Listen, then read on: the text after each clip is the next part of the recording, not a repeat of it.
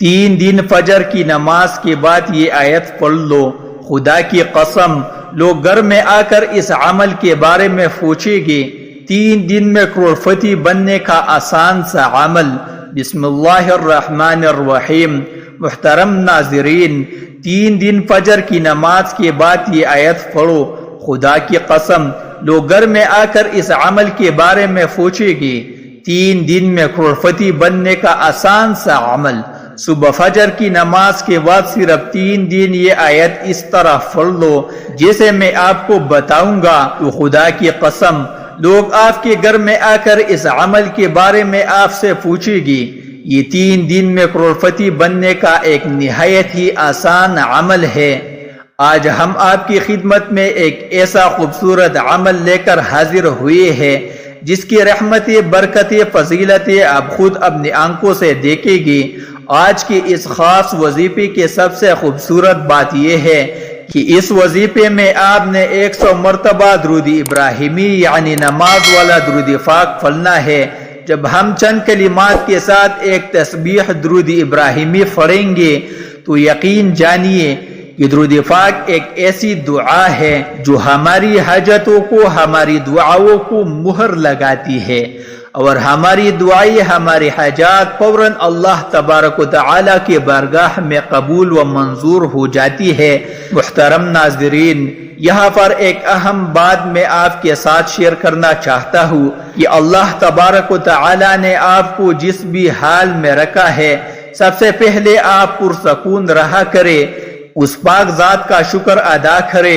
اللہ تبارک و تعالی قرآن کریم میں ارشاد فرماتا ہے کہ وہی لوگ مطمئن ہے جو میرا شکر ادا کرتے ہیں، مجھ پر ایمان لاتے ہیں اور میرا ذکر و اذکار کرتے ہیں۔ لہٰذا جس حال میں اللہ رب العزت نے آپ کو رکھا ہے اس میں خوش رہا کرے، اللہ رب العزت کا شکر ادا کیا کرے، اور آپ کو جو بھی جتنی بھی توفیق ہو اس میں سے غریبوں میں صدقہ کیا کرے۔ حضرت علی رضی اللہ تعالی عنہ کا فرمان ہے کہ انہوں نے فرمایا کہ میں نے رسول اللہ صلی اللہ علیہ وآلہ وسلم کو یہ فرماتے سنا کہ جو لوگ صدقہ نہیں کرتے ہیں، جو لوگ اللہ تبارک و تعالی کے راستے میں نہیں دیتے ہیں، ایسے لوگوں کو اللہ تبارک و تعالی بدترین کر دیتے ہیں۔ اللہ تبارک و تعالی کی راہ میں خرچ کرنے والے انسان اپنی قسمت میں وہ سب کچھ لکھوا لیتا ہے جو اس کی قسمت میں نہیں لکھا ہوتا۔ ناظرین، یہاں پر میں آپ کو نماز فجر پڑھنے کے چند فضیلتیں بتانا چاہتا ہوں، اور عائشہ صدیقہ رضی اللہ تعالی عنہا روایت کرتی ہے کہ نبی پاک صلی اللہ علیہ وآلہ وسلم نے طلوع فجر کے وقت 2 رکعت نماز یعنی فرض کی شان کے بارے میں فرمایا کہ ان کو پڑھنا میرے نزدیک ساری دنیا سے محبوب ہے۔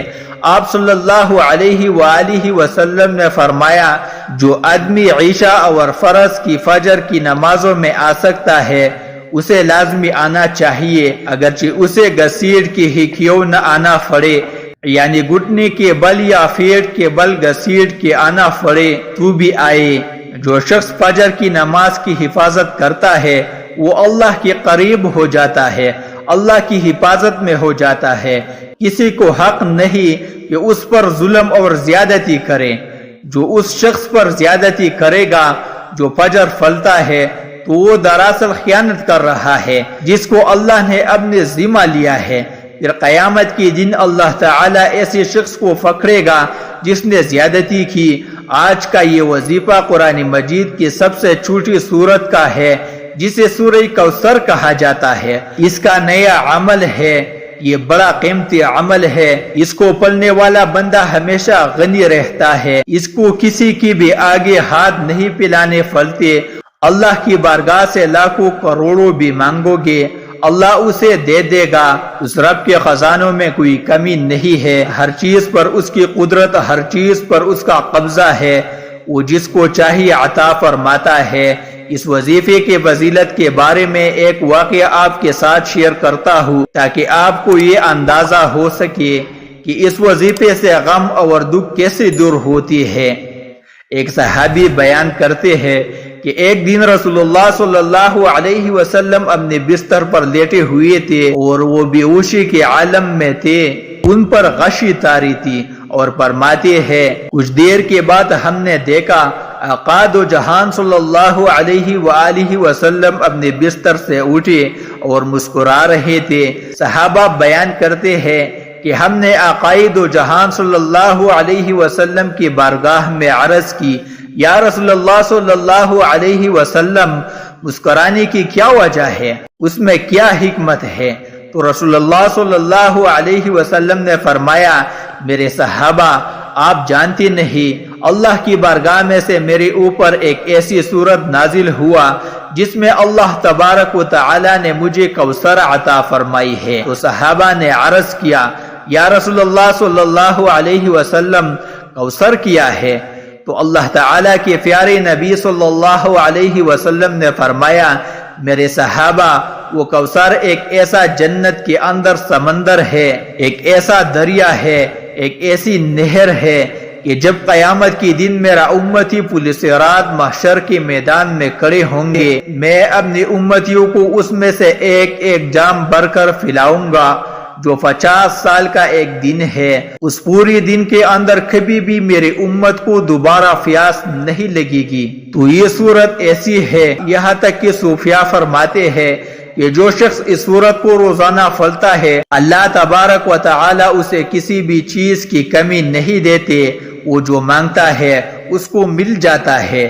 اب چلتے ہیں وظیفے کی طرف۔ آپ کو بتا دیتے ہیں کہ آپ نے یہ عمل کس طرح سے کرنا ہے۔ آپ نے سورہ کوثر کا عمل کم از کم 3 دن کرنا ہے، زیادہ دن بھی کر سکتے ہیں۔ جب تک آپ کا مسئلہ حل نہیں ہوتا، آپ اتنی دن تک یہ عمل لازمی کریں۔ اس عمل کو آپ نے صبح فجر کی نماز کے بعد کرنا ہے۔ سورج نکلنے سے پہلے اس عمل کو آپ نے کر لینا ہے۔ آپ نے پھر 3 مرتبہ اعوذ باللہ من الشیطان الرجیم، بسم اللہ الرحمن الرحیم پڑھنا ہے۔ یہ اس عمل کا حصہ ہے۔ جب آپ نے اس کو پڑھنا ہے تو آپ نے اپنے آپ کو شیطان مردود سے حفاظت میں لے لینا ہے۔ اس کے بعد آپ نے 3 مرتبہ درود ابراہیمی جو ہم نماز میں پڑھتے ہیں وہ آپ نے پڑھنا ہے۔ ایک مرتبہ میرے ساتھ مل کر بھی درود ابراہیمی پڑھے، اللہم صلی علی محمد وعلی آل محمد کما صلیت علی ابراہیم وعلی آل ابراہیم انک حمید مجید، اللہم بارک علی محمد وعلی آل محمد کما بارکت علی ابراہیم وعلی آل ابراہیم انک حمید مجید۔ درود ابراہیمی پڑھنے کے بعد آپ نے 41 مرتبہ سورہ کوثر بسم اللہ الرحمن الرحیم کے ساتھ پڑھنی ہے، اور یہ سورت ہر غم ہر پریشانی سے نجات دلاتی ہے۔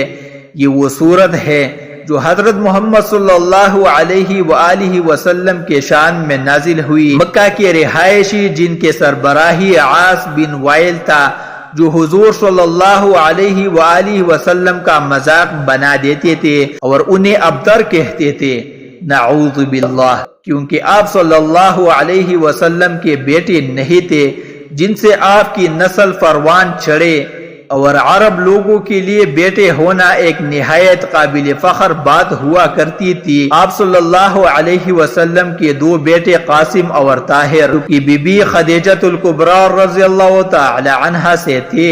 آپ صلی اللہ علیہ وسلم کے دور میں شہید ہو چکے تھے اور اب کوئی بیٹا نہیں تھا، جس کی وجہ سے آپ کو عرب والے ابتر کہنے لگے۔ اس سورت کا شان نزول آپ صلی اللہ علیہ وسلم کے دشمنوں کے لیے جو آپ کا تھا، اسلام اور قرآن ہمیشہ کے لیے ہے اور اللہ کی بات سچی ہے۔